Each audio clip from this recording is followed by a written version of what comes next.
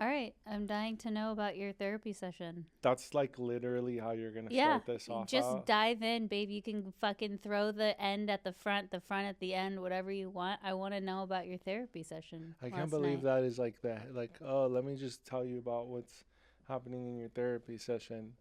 I mean, I'm probably like when it comes to a therapist, I'm not like your easiest client, to be Mm-hmm. frank, mainly because I understand what the system is and I don't particularly enjoy some of the vernacular in the system. Oh, he said I need to get more in touch with my emotional self. Mm.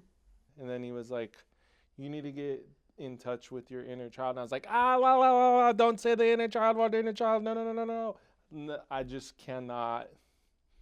I think that's, I mean, I told him, I'm pretty frank and honest with my therapist and not like a combative way, but I'm like, I just think a lot of that's bullshit personally. I understand IFS, CBT, ACT, DBT, ABC, Mm-hmm. XYZ. Doesn't make a difference what other acronym you have in terms of therapeutic intervention. Yeah, I'm just a little resistant to that. I also think it's as a man, like my feeling state doesn't actually really matter in a lot of respects. Hmm. I need to get shit done, you know? Yeah. I have a question for you. Would you say that younger versions of yourself can sometimes be the driving force of your choices today? No. No. No, not in the sense of younger versions of myself. The current version of myself, which has been influenced by iterations of who Chris Howard was based on previous traumatic events, is does play a role in terms of how I cope with existence. I don't discredit that. I think it's I think I don't think I know there's a protective mechanism about certain coping strategies that I have. Listen, I can articulate myself and understand everything that he's talking about because even when he talked about it, I said, "Listen, if you use the word inner child with me, it's not going to work just because You I feel if like a physical, like visceral resistance to that? I think when we talk about it in inner child work, it's bullshit. I think it's Mm. like patchouli burning, like hokey. I don't Okay. think I think for that's just me. But when he started, but my therapist understands me enough to go, hey, what do you think about like a schema?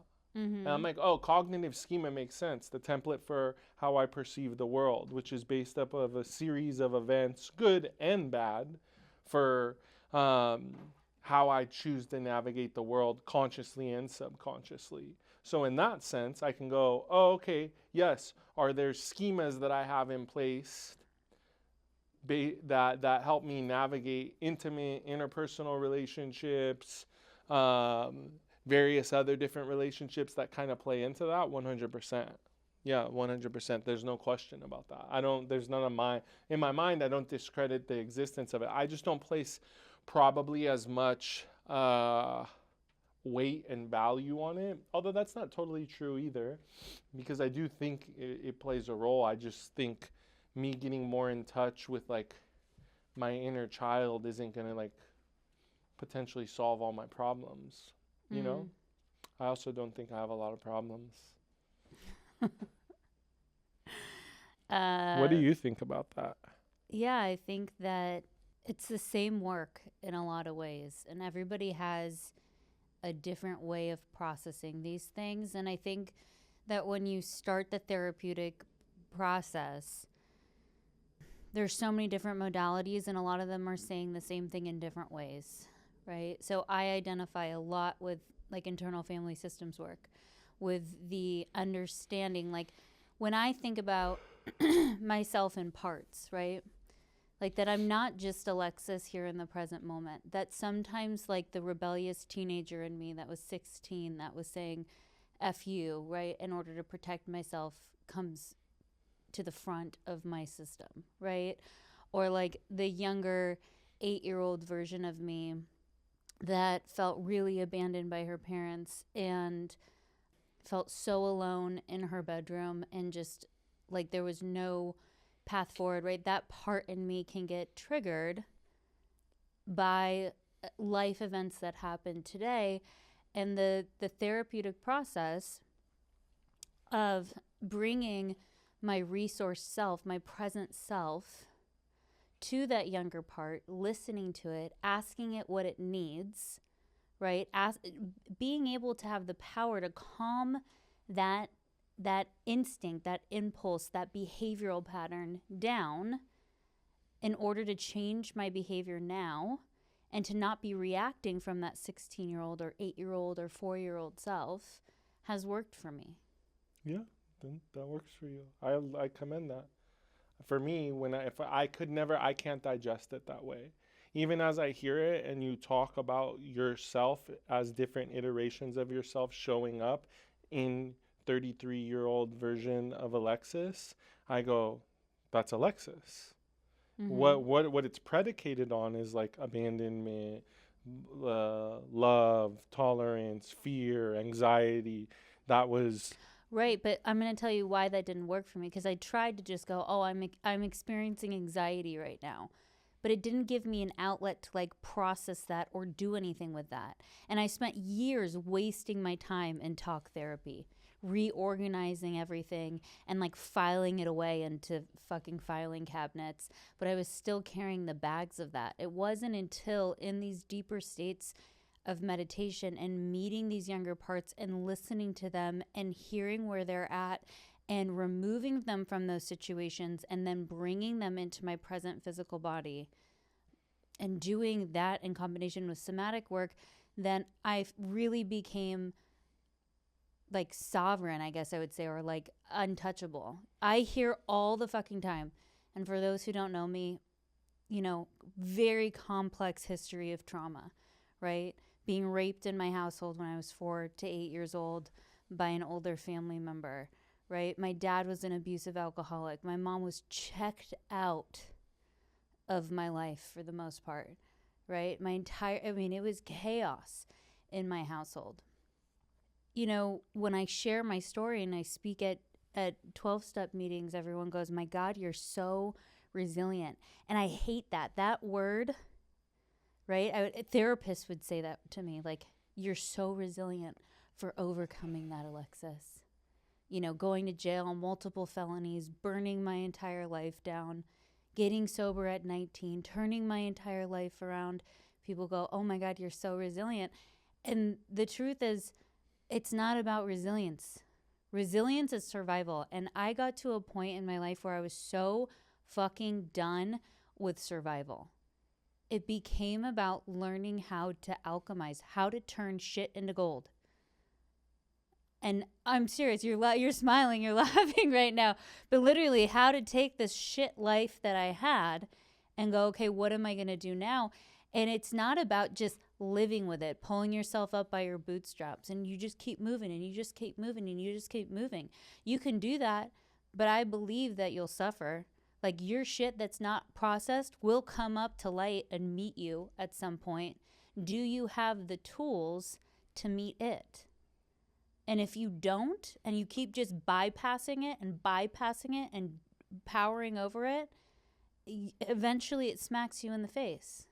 I think you just went through kind of one of those experiences in life. It's like, hello, hi, we're here. Hello, hi, we're here, for as long as it is, before you get whacked over the head so hard that you find yourself in a state of surrender. And in those states of surrender that are so incredibly painful, most people don't know what to do with it. So they check out. They go into poor coping strategies. And I would say that sometimes just pulling yourself up by the bootstraps and you just keep moving without any insight is a poor coping strategy. I agree with that. There's no disagreement with you, but my problem isn't insight. It's even my therapist will say it's not insight across the board. I don't think you have a problem with insight either. And you're extremely receptive to feedback as your partner. Like, there's never a time where I feel like afraid to come to you and talk. There isn't, for the most part.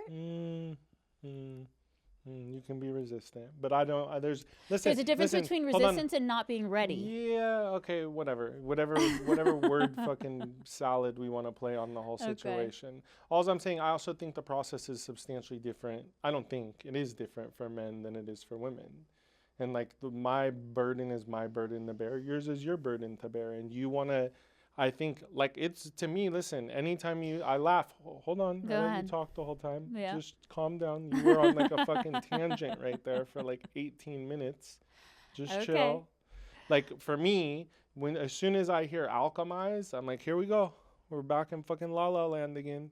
You know what I mean? But for me, that's for me. For you, I hear it and I'm like, fucking badass. Like I get pumped on it for you because I know what it does for you and I see you grow through it. And I'm like, you know what? Like let her fucking burn her frankincense and fucking tap my head like this, or you and your mom, dude. Reiki And your ass. I'm like, listen, I'm so happy that shit works for you. I'm so happy that it's your grounding thing. In some respects, it won't work for me because I just think it's nonsense. You know what I mean? For me, it's nonsense. For you, if it works, I'll joke around about it, but I'm like, dude, handle your scandal. I've never once like totally been like, I'll bust your chops and You make love fun it of when that I shit. balance your fucking Listen, chakras. listen, Fuck off. come on, I chill know out, that you do. chill out. Listen, hold on, audience, listen to this shit. First week we meet, she pulls out this fucking crystal and is like, Oh my God. hey, like if it goes back and forth, it's yes, and if it goes right and left, it's no. Ask it a question in your mind. Okay. And she's like, what was it? What was it? Was it yes? And I'm like, yeah. I'm like, oh yeah, it was yes. And I'm like, He's I'm so like sick looking of at my her. shit. I'm like looking at her. She's like, no, listen, watch me. I'm gonna ask it a question that you know the answer to. And she asks like the question out loud. I'm like, babe, you're moving your fucking wrist right now. Like that's real. You know what I mean? No, in my mind. you're right. It is real. You're my mind. fucking seeing things. Yeah. But I wanted to say that you might be right. Right? Like my lens and my healing and the population of people that I work with closely are women. And the power of women is their ability to rebirth, to birth, right? To die and to let go and to bring life. Like that is intrinsically a part of who we are. And so the work that I've done has been about letting the shit die that needs to die and giving birth to a new version of myself. I know. I love when you talk all esoteric, witchy like that. It just like makes me drip a little bit. You know what I mean? But I think that's a very different experience than it is for men. Like it just is. I actually think a majority of the reason why these young men coming up are fucked right now is because they're over therapized. They're like basically taught to process their emotions in a feminine way, and it's not men process much differently than than women. Like it just is what it is. Like we're not. I'm of the generation of like, dude, I can think of maybe a handful of times where I've cried, and I don't think there's actually anything wrong with that. And I think it's more about emotional regulation. It's not me. When I need to cry, it just comes out. It ain't. You'd be hard pressed to see me like bawl down and weeping in tears over like any situation. But there's times where when my grandma passed away, bro, I was pretty wrecked. You know, there might have been a couple tears that spilled down my face, but that was hardcore emotional pain for me. And I think part of being a man is learning how to self-regulate that shit. And I think also, but not just self-regulate the sadness, the anger, the rage, all of it. Yeah, not displacing that shit on other people. And I think it's fundamentally important for us to walk through life in some sort of stoic capacity. That's a blessing. I think the irony is I was basically forged in fire, and the irony is like I know now, and it's only in the last like 2 weeks what my presence is around people. I like didn't actually understand it until like Michaelis and Kalani were like we're doing book work and stuff, and not 12-step book work. I do work with Michaelis on like a different plane of work, but we're doing book work, and then Kay was like, "Yo, you like know who you are, right?" I'm like, yeah, of course I know who I am. No. She's like, I don't think you know what I'm talking about. Like, do you understand your presence in other people's lives? Like, how people perceive you? Yeah, I'm cool. Like, whatever. People like me. And then she's like, oh, you're fucking lost, bro. Like, you don't even actually have a clue, like, your impact on other people for a lot of various different reasons. But at the end of the day, that's in my mind. I go, well, I'm not caught up in that narcissistic bullshit. I feel like even nurturing it on some level, like any type of gratification, I can't stand recognition. Like, to the core of my existence, like, you buy me a gift, you do something for me, it like makes me extremely uncomfortable. Can't stand it. I'll go right now. You want flowers? We're on the road. I'm like, hell yeah. Let me do something for her. I'm so happy to do shit for other people. I don't want no one doing shit for me. Listen. And hold on. And what I have a problem with is in this therapeutic space is for me to feel that way. There's something wrong. There's something wrong with me, and that's fucked off. It's not that there's something. First of all, I want to say that, like, I think this is part of the reason why this is so great is that we do have different perspectives, and both can be helpful for people. And I just wanted to interject and say that. But I'm gonna push back on that. You have needs. I never said I didn't have. I didn't say I have needs. You have. I didn't say I didn't have needs. The way that you're recognized, the way that you need to be recognized by me, doesn't look like outward recognition. It looks like my physical presence in your life and knowing that you have a partner that will walk through fucking fire with you. Yeah, but you didn't even know that for a long time. No, because it took me a while to figure that out. You were 100%. A motherfucking, like, it's amazing that we worked through that shit, dude, to be frank, because you were, like, very, like, your emotional needs are very different than mine. It took me, I'm saying on both ends, not just you, me too. I'm like, I walk in the room and I'm like, dude, I need like a minute to like land with you here. And you see me and you're like, oh my God, I love you so much. Give me a hug, kiss. I'm like, dude, just chill. What was the balance we found? Well, what you haven't really. What was the request that I made? No, you made the request on your own behavior that when I get home, it's 10 minutes where I have time to ground. There's a step before that. I don't know what it was then. I said, both of our needs can get met here because I am trying to make sure that all of the needs are met and you want to make sure of that too.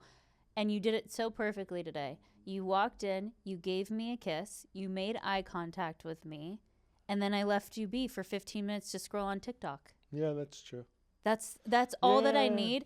And especially if we ever have kids, I think it's so important that when a father comes home or partner comes home into the house that the partnership is the top priority, right? And it's like an acknowledgement and a recognition and like a grounding of both of us before anything else happens. I think that that's so important. Why are we moving so fast here? Now we're talking about kids and stuff. Just calm down. I have kids. I'm in the house. I wouldn't want you to greet Harper and Dakota before you greeted me. Does that ever happen? No. I know. No, so but here's how this conversation started. It's on autopilot. Here's how this conversation started, though. You would come into the house on phone calls back to back to back to back, and we would just be like, Chris, babe, and we would feel like this, it's Chris's world and we're all just living in it. So the request that I made is land here, take your phone call in the car, land here, chill in the room for 10 minutes, greet the girls, and if you have to go back to work while I cook dinner or whatever. Yeah, there's no question about that. I think the other step you opted to leave out was the fact when we had the conversation about this, and again, I'm being snippy in a comical way, is that like your life doesn't change much in our scenario. Like your life actually, the burden gets lifted a little bit. And in my mind, when I would come home, I'm used to fucking, dude, I go home, I want to sleep naked, I want to take a shower, I want to jump in the cold plunge. I do whatever the fuck I want when I want. And it was culture shock. I love your girls and I love you so much, so it made it substantially easier for me to navigate it. But it was like, it's almost like the lack of insight in that situation, right? Having feedback from someone else was actually fundamentally important for me to figure out how to go, oh, wow, I'm in a partnership, huh? Mm-hmm. Yeah, I kind of got to let go for a moment right now. And I think for me, That took a lot of time for me to wrap my mind around. But at the end of the day, all that shit needed to happen either way for us to be where we're at today. Yeah, I agree. Mm-hmm. So I was right. You were right on what? He has to be right. Yes, babe, you were right. Exactly. Yeah.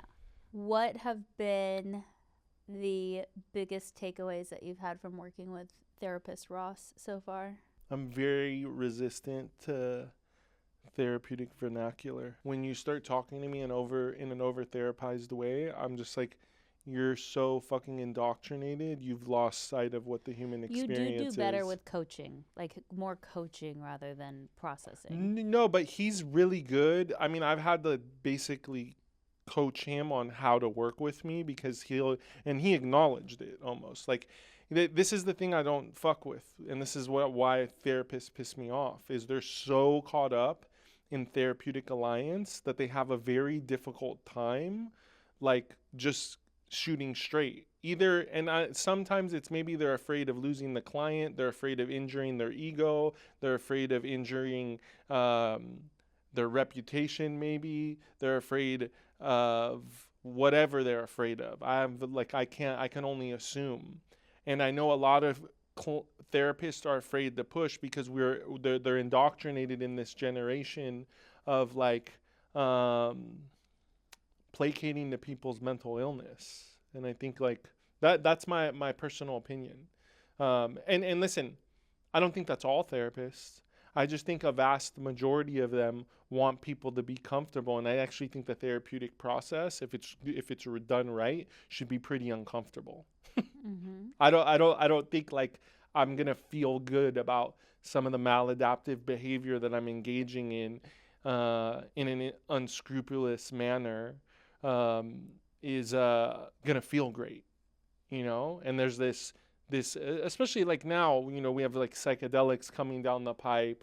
We have whatever, TMS therapy, ketamine, psilocybin, ibogaine, this, that. And I'm like, hey, listen, I actually believe in all those things. I actually think they have value. The problem that I have is that people, we're in a society of people who just want to take something or have a treatment that fixes everything. And it doesn't work that way. It just does not. Yeah. I mean, I have like a little bit of a different take on all of the psychedelic treatments than I think many. And I'm not totally opposed to it in certain circumstances. I think it absolutely can be therapeutic. But I think, yeah, I do think you're right that like people are looking for this magic bullet or this magic fix.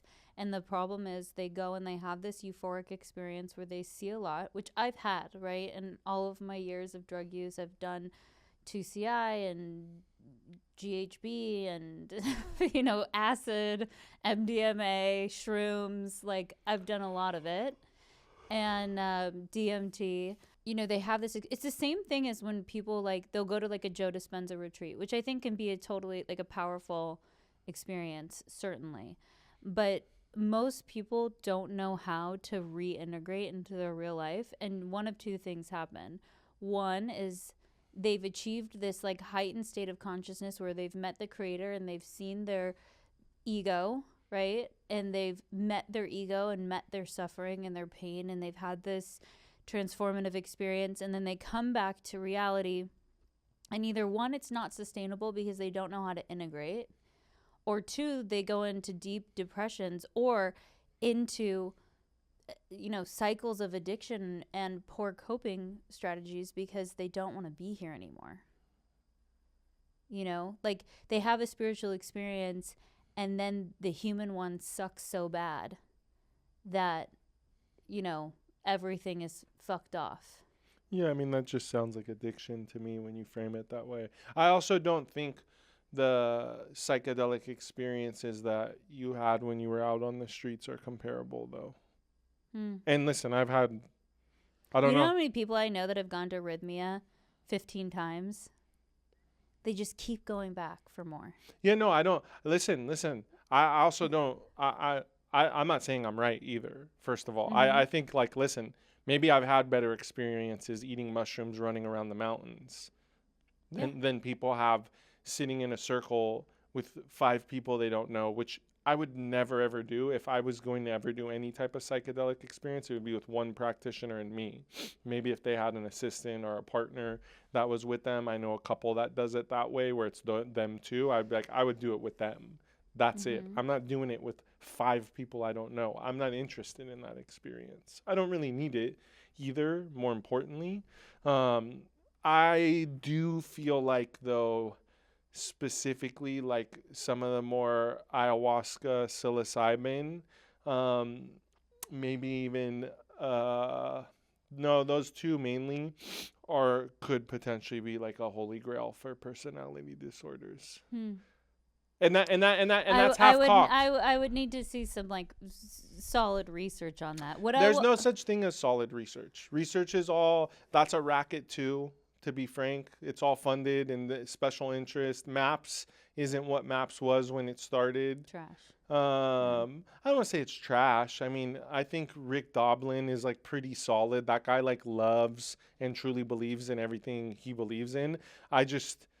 All that shit has special interest. The amount of money behind all this stuff it just makes me question it. And again, yes, I didn't go up into higher education, but I graduated from like a prestigious research institution and worked in a research lab. And like when you get in the back end of like white paper research studies, you're like, this is like the mob. Yeah.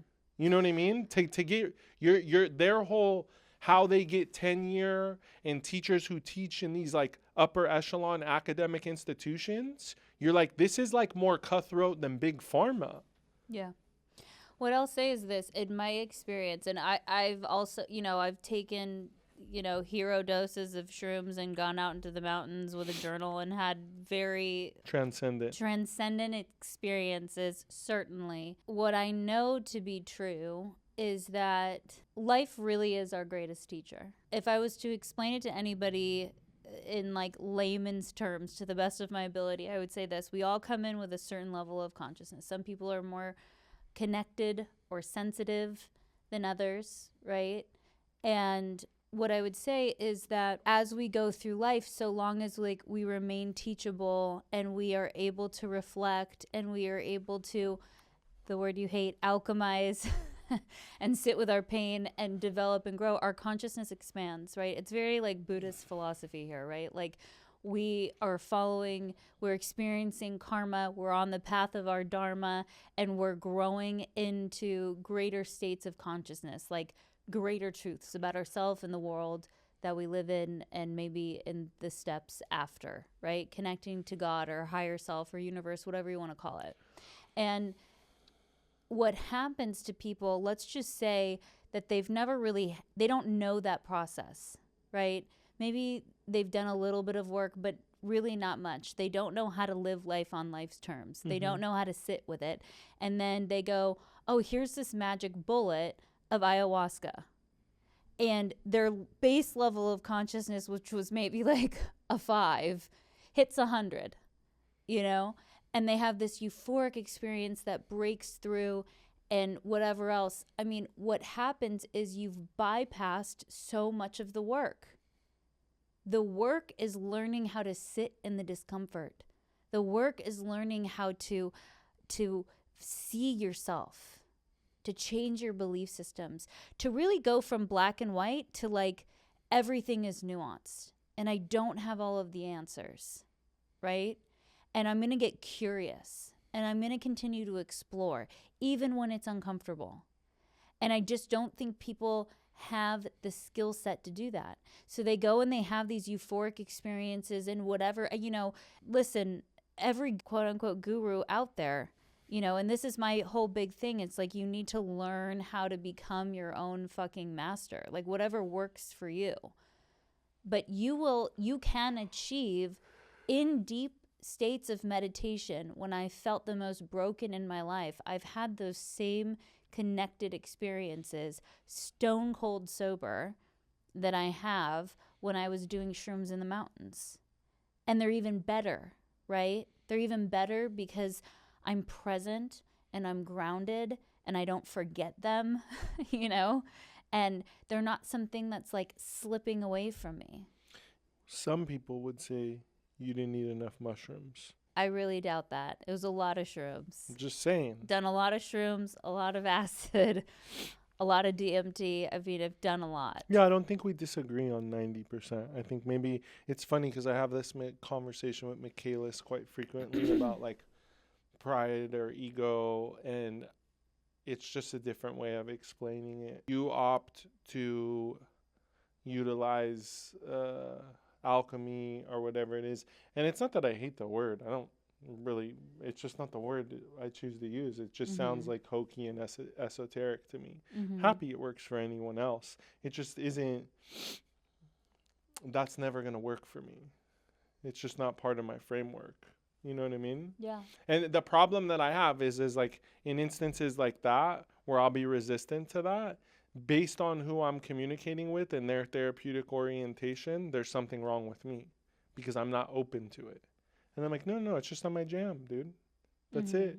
It's not my jam. Inner child work ain't my fucking jam. There's someone whose jam it is. That's just not for me. I probably spent more time in therapy by the time I was 12 years old than most people have in their life. I was mandated to be in therapy because my mom was schizoaffective, you know? So at the end of the day, I'm like, I think that's probably why I place such a low emphasis on like that type of intervention. I only think it's good when you have a really good therapist. Luckily, I know a lot of good therapists, but even when I talk to therapists, I know they'll be the first people to say is like, most of them suck. Yeah. Most of them suck. Because there's so many fucking therapists. So many therapists, and so many get into this field because they have their own shit that they've never dealt with, and they just think, oh, okay, I'm going to go do this thing. That's my belief, is that they really haven't done their own work. So they get into this because they feel called to do that work, but they're not doing it in the right way. Yeah. And then what's the right way? Well, it's different for everybody. Yeah, I know. Yeah. I know, it's Should we tell everyone how you met Ross? Ross has been amazing for you. What do you mean, how I met Ross? how we came across. You can tell everyone since Ross. it seems like you're like very like on Ross today. So you can tell everyone how we met Ross. Well, Ross was our therapist. How do you find a good therapist? Good luck.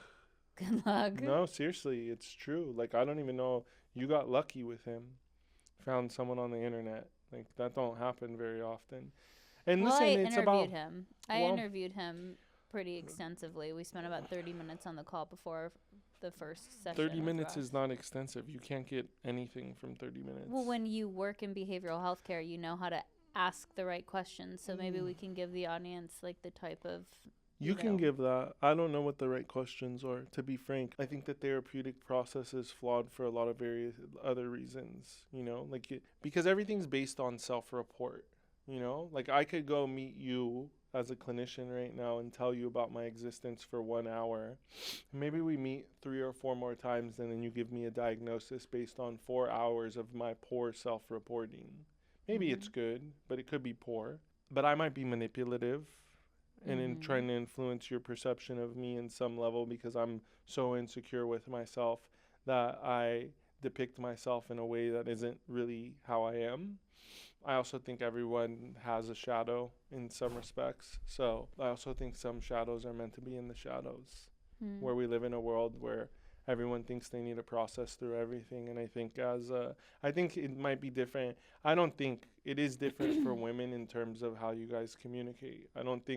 I think men probably need to be processing things with other men more often. I think that was something I had to learn because I was so used to processing shit with women. It's probably why I'm good at my own internal self-recognition and my ability to communicate with people. I'd give that up, you know, easily, my ability to connect, because all I was ever surrounded by was women except my brother. But outside of that, I think like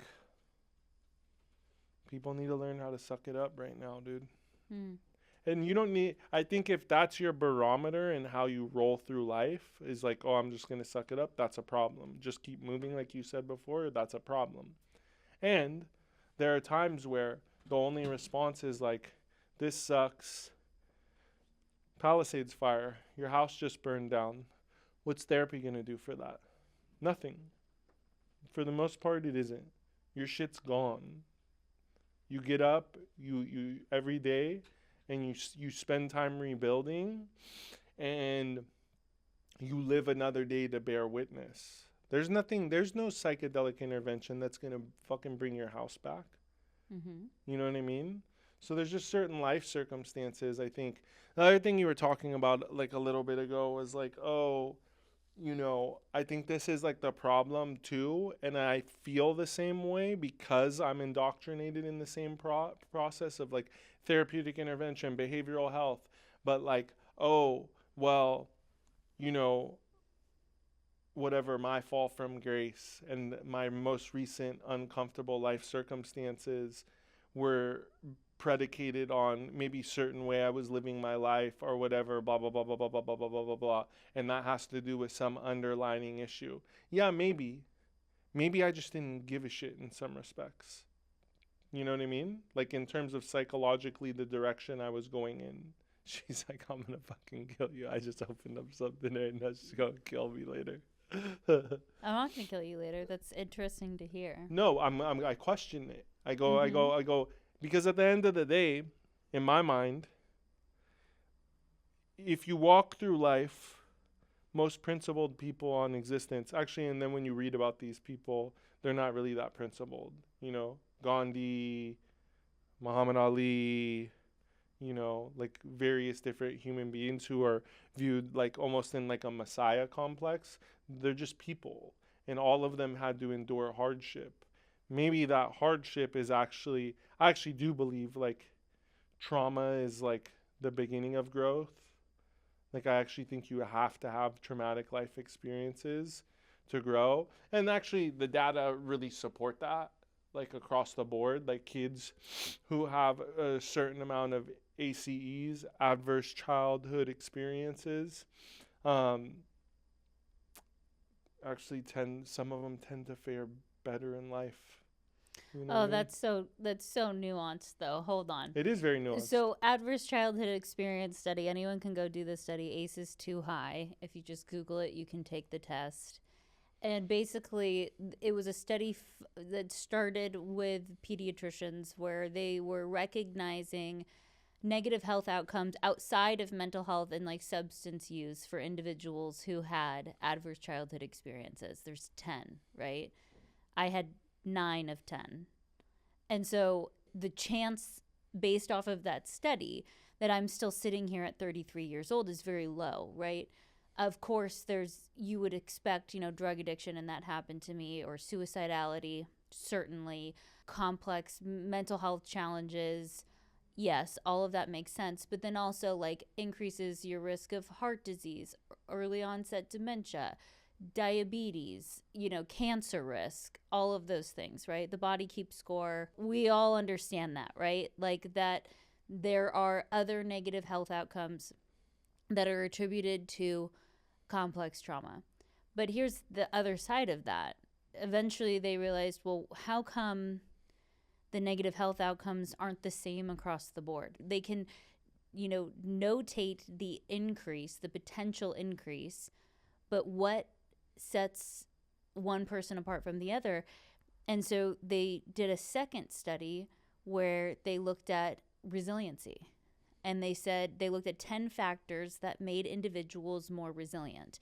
Everything from, yes, having a therapist to having a coach that showed care for you when you were in a school setting, right? Mm-hmm. And the higher your resilience, so I scored 6 out of 10, I believe, right? So it lowers the negative health outcomes and the risk factors associated with high levels of ACEs. But to your point, trauma can shape an individual, right? Post-traumatic growth. Mm-hmm.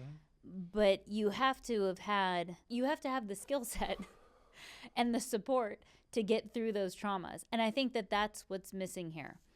And it's bigger than just the way that you were raised or the environment in which you were raised. And you talk about when you have kids, they're going to go out in the mountains. They're going to have to learn how to fend for themselves. You're going to take them on camping trips. You're going to not be the parent that scoops them up the second that they start crying. Why are you smiling at me like this? And I agree with you on all of those things, that those things are not only, helpful, but foundational for somebody's resiliency in life, right? That you are capable, but I'm still here, Yeah. right? Are you capable though? Are you kidding? I am Yeah. more than capable. We'll see. We're gonna find out. Are you? We're gonna find That out. you're talking about me individually, but yeah, I'm No, capable. I'm talking about you. Anyway, I'm talking but about here's if the thing, you that's and I have but kids. that's biological. Hmm? A mother's instinct Uh-huh. is to protect, right? To protect and to keep safe her cubs. Where if a father, that is your role. But hang tight with me for a second. All that to say, we are living in a society that is just not conducive to the best possible outcomes. The degree of chronic stress that all of us live under, and you and I might not see eye to eye on this. Don't. It is Already. not sustainable. COVID, nonstop fires here, hurricanes in Florida, not able to get a college degree because the cost of going to college is so high, not being able to secure safe employment. The difference in our parents coming up and making $80,000 back when we were kids, living comfortably as a family of four on $80,000, you now have to make $200,000 in order to have that same lifestyle. Interest rates, all of these things. And listen, you might have hacked the system because of your resilience and been able to like make a good life for yourself despite and beat the odds. And so did I. But it would be ludicrous to say that everybody should be able to do the same, because some people just cannot. I didn't think everyone can do the same. I definitely think people have more resilience than they probably actually understand. So I don't think everyone can do that. I know there's people who have psychological illness, mental illness, but I also think there's various different forms of mental illness that don't even present like mental illness. I think people's mindsets are a major contributing factor in terms of their inability to become resilient. Let me just say this. What are the fundamental things that that you believe an adult needs in order to be okay? Maslow's hierarchy of needs. Okay, sure. Explain it to the people. Food, shelter, security, enlightenment, blah, blah, blah. Yes. Okay. Here's my thing. All of these people are online about biohack this, do that, right? Go cold plunge, go be out and exposed to the heat. Go, eat organic fruits and vegetables, meditate every day and you'll be okay. Like, those are the fundamental things that individuals should be doing in order to be healthy. Would you agree? We've capitalized on all of it, right? Where I'm going with this, babe, is that we know that as a species, we need fundamental things. We need community. We need to love and to be loved, to feel safe and supported. Most people don't have that right now. The vast majority of people identify as feeling isolated. Cold and hot exposure, we used to have that because we were in fucking nature all the time, Purpose. A lot of people don't have that. Access to healthy foods. A lot of people don't have that. Free time.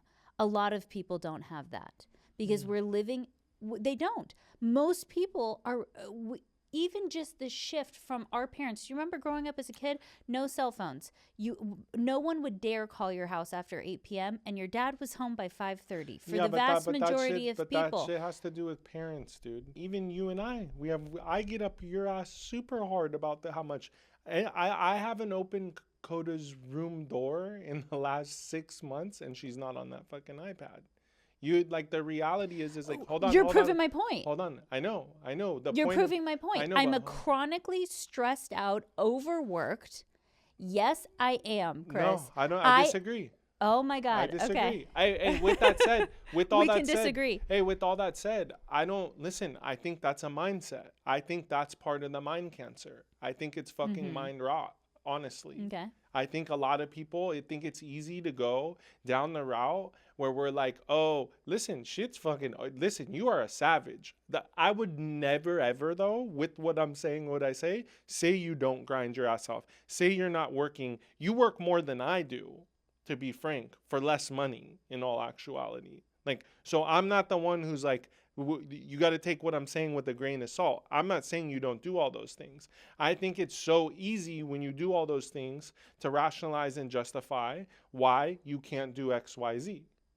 Because here's the deal. As soon as you opt to cross that line with them, you got to deal with hell for the next 3 to 6 months. And you don't want to deal with it.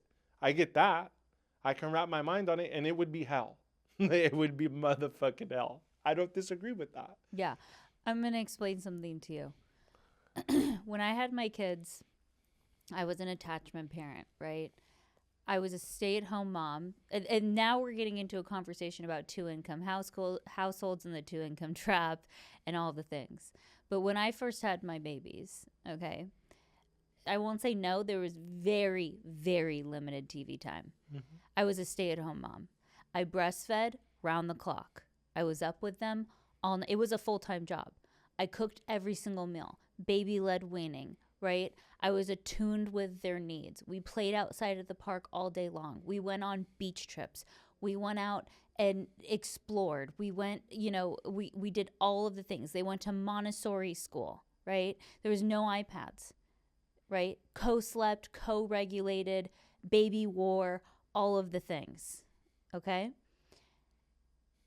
And this isn't an excuse. It's just a reality of where I'm at right now. And I'll also push back. Like Dakota, I don't agree with all of the iPad time that she gets. And this is a weird circumstance because there's been fires and she's been out of school and I've been working from home. So fuck yes, the iPad is my babysitter. My nanny has bounced this entire week and evacuated and whatever else she's been doing. But 100%, Dakota's been on the iPad like all week. And I have no shame about that. What I will say is that we were never meant to be single parents. We were never meant, you're proving my point, to work 50, 60 hours a week just to survive. We were never meant to just be grinding in a job all day, to live paycheck to paycheck, to not own a home and to rent, right? To be ordering DoorDash all the time because there's literally no time to cook food when I'm in my grind. Right? And I do all that I can to offset that. Right? I do all that I can to offset that. And it's still not enough. And so we wonder, like, why do people have extreme mental health crisis and substance use crisis? We are living in a system. How does somebody have a quality of life when their boss can call them at 8 o'clock at night with demands, or when they're working doubles just to survive? And they're going through the McDonald's drive-thru because that's the only food that they can afford and they didn't have time to even go to the fucking grocery store. That's how the vast majority of people live. Mm-hmm. And it's just not sustainable for healthy outcomes. It's just not. So you're right, and I look forward. You said something earlier. You're like, oh, you made some like silly joke. Like, oh, you're about to have half your rent cut in half. Right? Mm-hmm. And that's not even what I'm looking forward to because I can cover my rent. You said I'd make less money than you. I don't know. But what I would say is what I'm looking forward to is that ego popped up right now. I must have hit a soft spot right there. What I'm looking forward to is a shared division of labor that frees up my time to connect more with them, that allows me to cook dinner. One thing that I cannot replace, right? Because I can keep doing it all on my own. It's not the greatest, but I could keep doing it on my own, right? One thing that I can't replace is having a grounded male presence in my household. That's like invaluable to me. Mm-hmm. Truly. And it's not about like, oh, sometimes you'll cover the dishes or take out the trash or drop Coda off at school or whatever else. It's about the fact that when I come home and I want to quit being a fucking boss and I just want to lay in your arms and feel held, I can't do that on my own. Like that co-regulation that we offer one another is there. You can't put a fucking price on it. What are your thoughts? I see that smile on your face. I'm just listening. I'm just listening. I don't have thoughts specifically on all that. I feel like I triggered you a little bit there. You got a little defensive. So I'm like, I don't think it was defensive, babe. You were a little defensive. You're like, oh I'm clustering in you. Like, no, well, you had to whip your dick out, so I had to do the same. I wasn't trying to whip my dick out. Actually, it's interesting that you took it that way. I was actually trying to illustrate a point that you work harder than me. If anything, I was playing. Oh, you're trying to tell my bosses I should get paid more? Sure. Okay. Yeah, you can send them the post. Thanks, babe. Yeah, cut that one for her. You know? No, I was just trying to illustrate a point that, like, yeah, you do have to. But again, I've been doing what I've been doing alone for a long time. I should be making more money than you in all actuality. I didn't go raise a family. I didn't go do any of that shit. All I did is travel the world and hustle.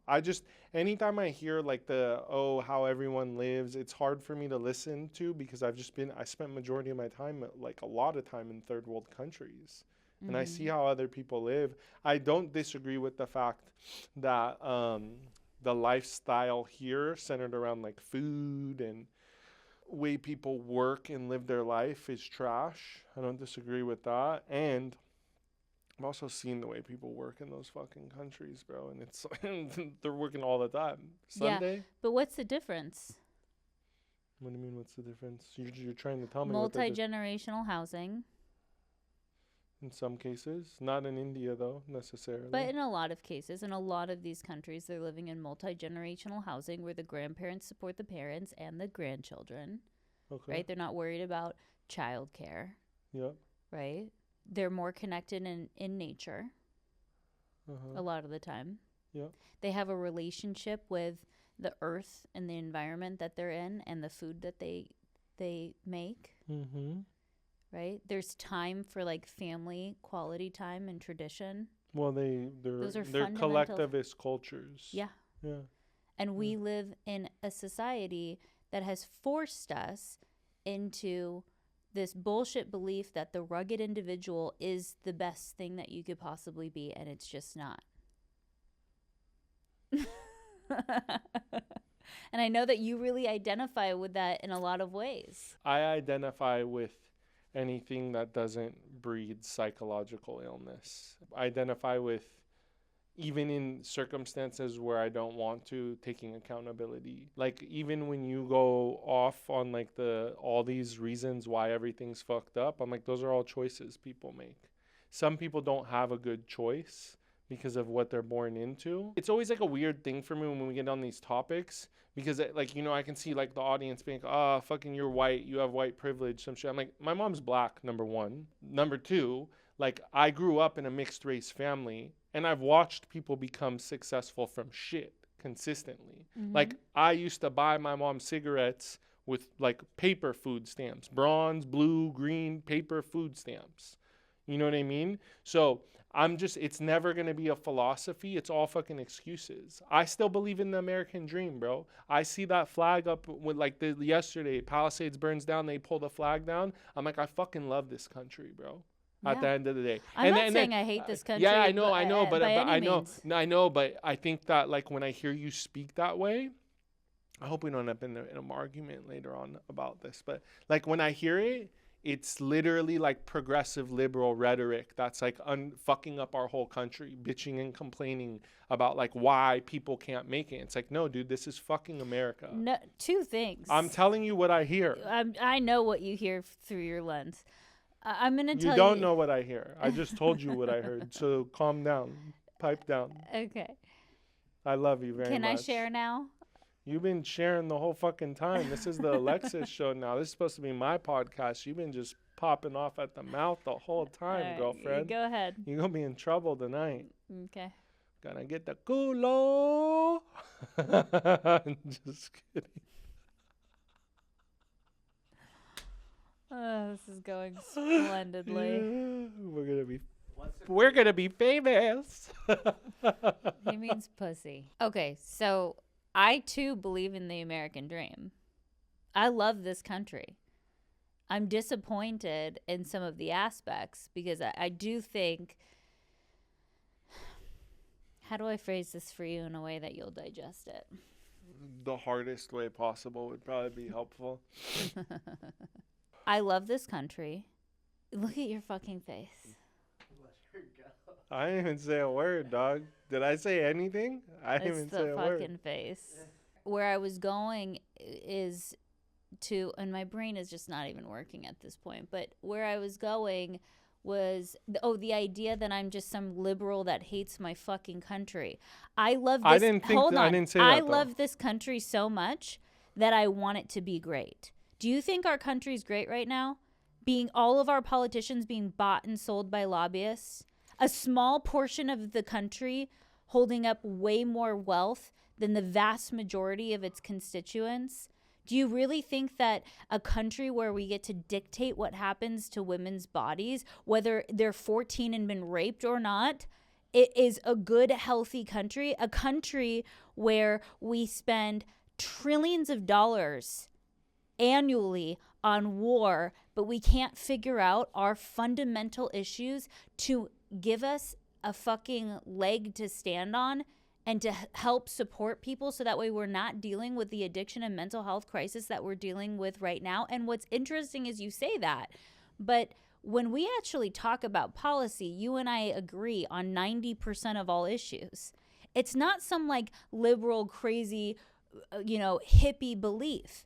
It is that fundamentally we are living in a society, in a culture here in the United States that is not sustainable in the long term. It's not. And we see that why? Because climate change is burning down all of our states and flooding the others, because we're dealing with massive pandemics, massive financial inequality, where the cost of living is so high that most people can't afford groceries, and many families have both parents working multiple jobs just to survive, and we're raising kids in an educational system that is void of critical thinking skills.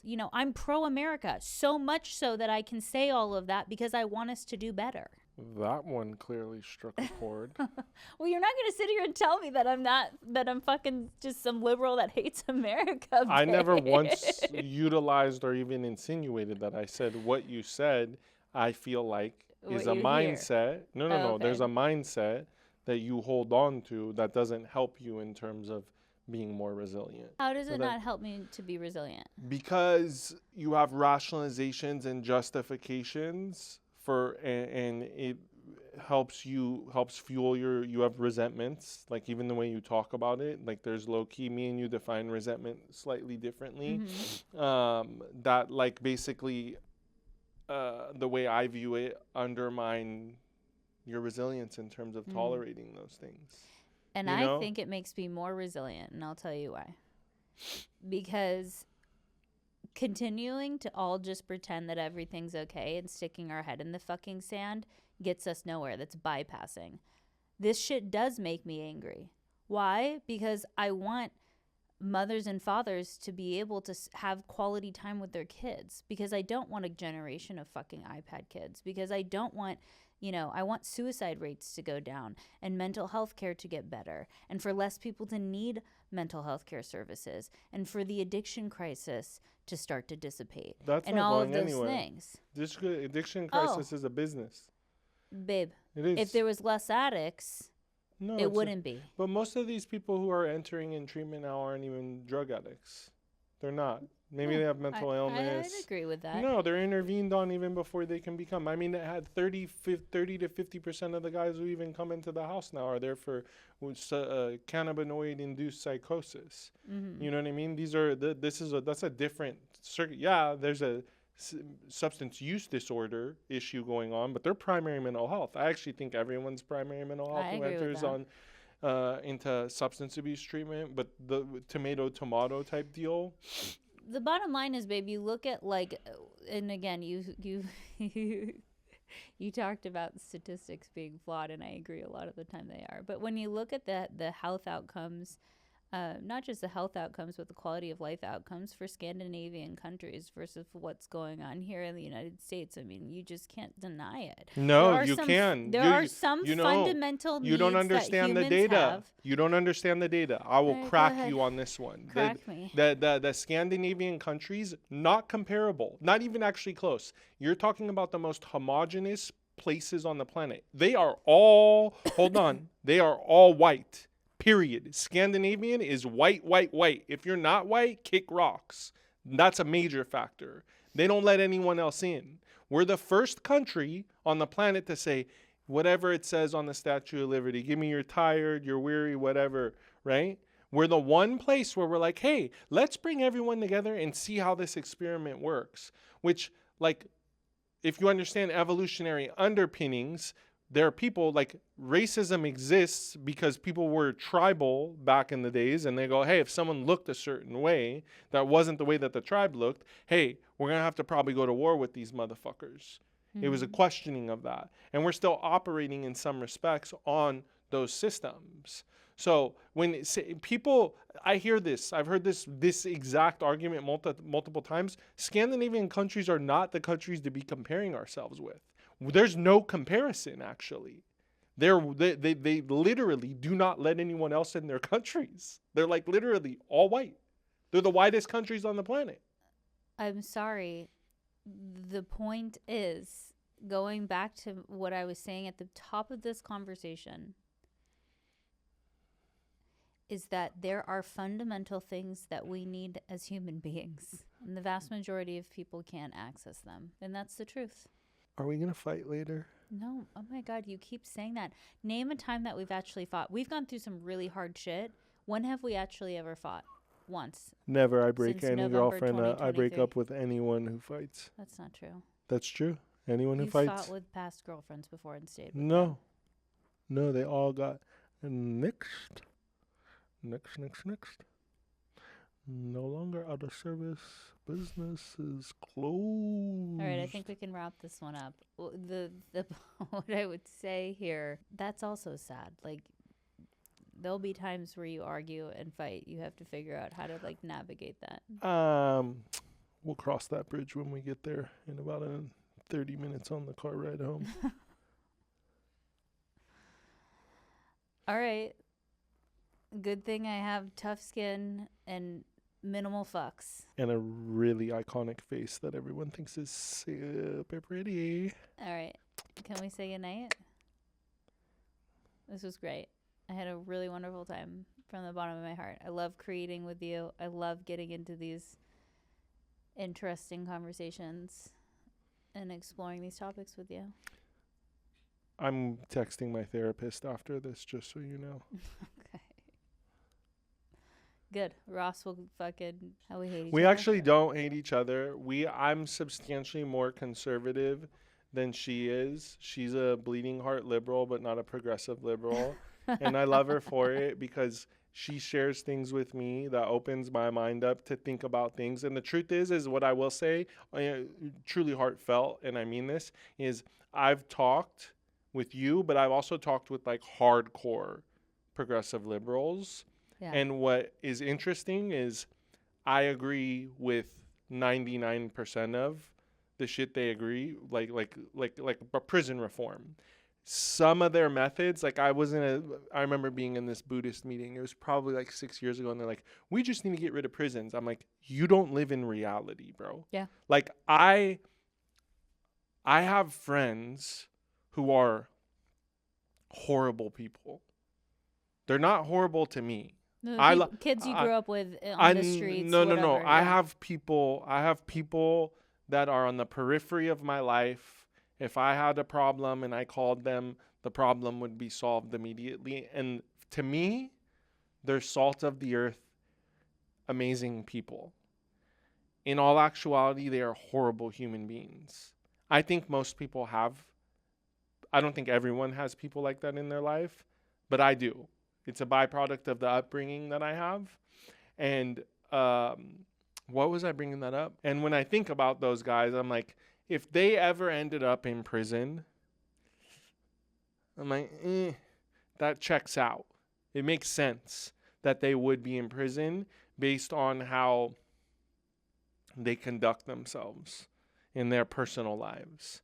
At the end of the day, they've never done anything to me, but there are people who need to be locked in cages forever. I actually don't believe in the death penalty, but I think the reason I don't believe in the death penalty is actually more sinister, is I just think people should have to rot and sit in that shit. I think it's a gift. I would pray if I ever went to prison for 25 years that someone would just stick a needle in me or put me up in a firing squad or a gas chamber, to be frank. I'm not designed for that. And I already know if I went in there, I'd probably end up getting murdered because I would turn into an animal. I just would be like, okay, if this is what the system is, this is why dudes in the shoe who are locked down 24 hours a day, they come out, they're like, hey, bro, just don't even let me out in the system. I'm going to stab somebody. I'm going to stab a CO. I'm going to stab a nurse. I'm going to stab somebody else.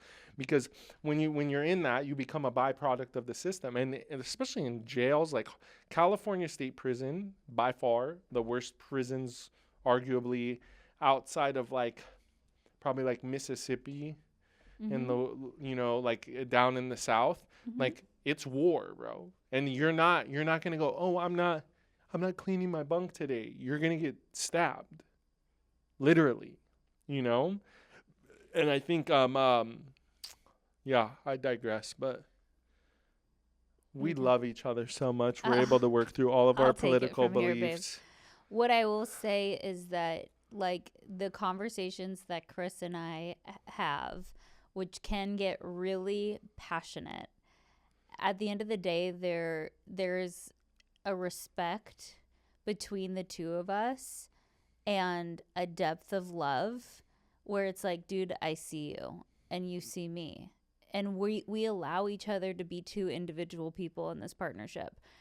Chris's beliefs, while he says that they're conservative, they're actually not very conservative in policy so much as they are conservative, or it's just that our approach is very different. And like, that's okay. If you listen to the things that Chris says as far as like his therapeutic process, it aligns with more conservative ideology, I would say, or what you hear online, whereas mine sounds more liberal. It's two different takes and two different approaches. It was so interesting because at whose funeral? The president's funeral. What was that funeral that just happened? Jimmy Carter. Jimmy Carter. Thank you. My brain.